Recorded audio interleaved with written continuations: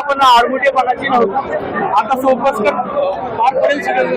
मला वाटतं आंदोलकांची भूमिका अत्यंत चांगली आणि आदरयुक्त होती. इव्हन एवढे लाखो लोक जाणण्यात आले तर एकही चुकीची घटना घडू न देण्याकडे त्यांचा कल होता.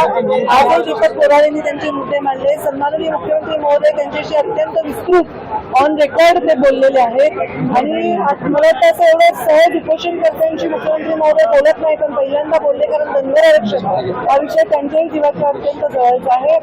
सकारात्मक भूमिका ते घेतील, पण याच्यामध्ये कायद्याच्या काही चौकटी आहेत ज्या रुंदाव्या लागतील, काही ठिकाणी त्याच्यामध्ये काही बदलाव करावा लागेल आणि हे सहज होत नाही. कारण शेड्यूल्ड आरक्षण आहे, शेड्यूल्ड ट्राईब आणि शेड्यूल्ड कास्ट हे आरक्षण राज्याला देण्याचा अधिकार नाही आहे घटनात्मक.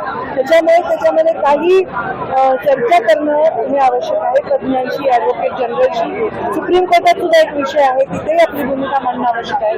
तर मुख्यमंत्र्यांनी तोही शब्द दिलेला आहे. मी मुक्कामी थांबले आहे आणि दीपक भाऊंना मी सांगितलंय की उद्या ते पत्र आज त्यांना मिळून जाईल, ते चर्चा करतील त्यांच्या सगळ्या लोकांशी आणि उद्या आम्ही 11 वाजता परत इथे येऊ आणि ते उपोषणाला सोडावे त्यांनी अशीच अपेक्षा ते सहकार्य करतील. हैदराबाद गॅरेजच्या संदर्भात तुमचं काय मत आहे, ते स्वीकारलं पाहिजे का? कारण अनेक समाजाची मागणी हैदराबाद गॅरेजवरून वादविवाद निर्माण होताना. आता माझा सध्या हा मुद्दा फक्त धनगर आरक्षणाचा. हैदराबाद गॅरेजवर ऑलरेडी बोललेले ते रेकॉर्डवर आहेच.